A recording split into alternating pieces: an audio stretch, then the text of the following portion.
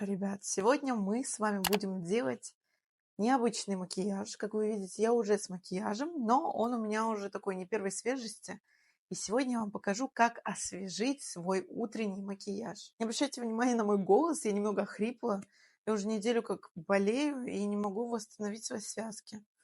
Поэтому буду разговаривать сегодня как алкаш. Я сейчас смотрю на себя, вижу вот этот вот жирный блеск на лице, который меня не очень устраивает, скажем так, мягко говоря. Блеск должен быть только в зоне скуловой косточки, вот тут под бровкой, над бровкой, там на кончике носа, только там, где мы наносим хайлайтер. А вот в Т-зоне это уже нездоровый блеск, и такого блеска быть не должно. В первую очередь, что нам нужно сделать? Нам нужно будет промокнуть лицо салфетками, и далее я буду использовать обычную пудру для лица. Ну что, приступим? У всех у нас есть матирующие салфетки, поэтому я возьму рулон туалетной бумаги. Я отрываю кусочек бумаги и прохожусь вот такими вот промакивающими движениями по всему лицу. Вот так, и еще немножечко вот тут. Старайтесь лишний раз не тыкать в лицо салфеткой себе. Вот пару раз сделали, все, этого достаточно. Лицо уже стало более матовым. Я возьму сейчас пушистую кисточку и пройдусь полностью по всему лицу пудрой. Пудру можете взять любую, но лучше всего взять прозрачную. Пудра у меня, кстати, фирмы Белор. Это, как я уже говорила, одна из моих любимых пудр.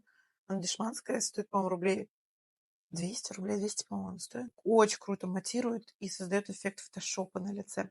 Я беру пушистую кисточку Сердара Камбарова, кисточка WG5. Набрала этой пудры и теперь полностью прохожусь по всему лицу вот такими вот шлифующими движениями.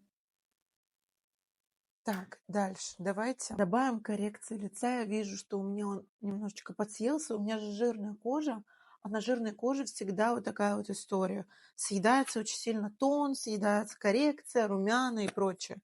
Я поэтому сейчас добавлю себе скулы, добавлю румяшки и хайлайтер. Я возьму вот этот вот скульптор. Это пудра вообще Джейн Ридель. Она просто в темном оттенке. Я ее использую как скульптор. И возьму, пожалуй, вот такую вот пушистую кисть. В общем, это фирма Бейли. Я их покупала в наборе, у нее нет номера. Но неважно, можете взять любую пушистую кисточку. Набираю этого контуринга на кисточку. И сейчас будем наносить на область скулы. Вот сюда. Нанесу еще вот тут. Снизу под челюстью. И то же самое продублирую тут. Еще вытяну себе визуально глазик с помощью этого скульптора. Чтобы растушевать контуринг и не было таких вот переходов резких, я возьму просто и несколько раз пройдусь кисточкой по контуру лица. Носик давайте тоже сделаем. Просто вот этой же кисточкой прохожусь вот так вот слегка по краям носа. Ну и еще можно контур лба немножечко добавить. Можно даже еще немножечко пудры вот сюда вот добавить, потому что когда носогубка сияет, она еще больше подчеркивается. Давайте возьмем румяна. Этой же кисточкой я нанесу румяшки от Charlotte Tilbury в красивом оттенке Sex on Fire. Так, набираем вот такими вот движениями круговыми на кисточку наши румяна. Нанесу их еще на глазки, кончик носа и еще щечку. Еще обязательно на область висков добавляю. Так, этого хватит нам. Теперь давайте возьмем хайлайтер. Хайлайтер у меня Бобби Браун, вот такой вот жемчужный. Я его буду наносить кисточкой, которую пудру наносила. Она поменьше, и мне будет удобнее точечно делать это.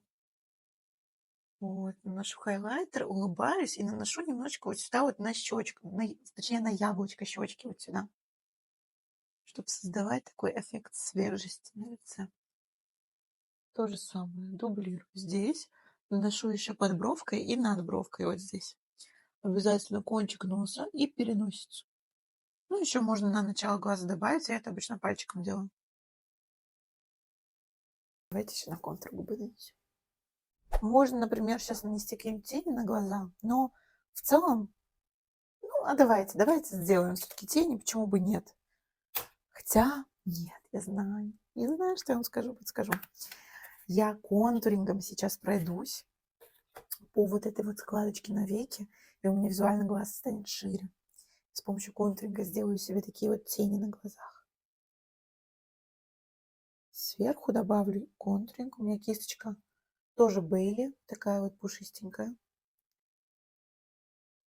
И снизу под глазом тоже нанесу. И вот так вытяну в сторону. Оп, оп, оп. Ну, посмотрите сразу, какой большой глаз стал.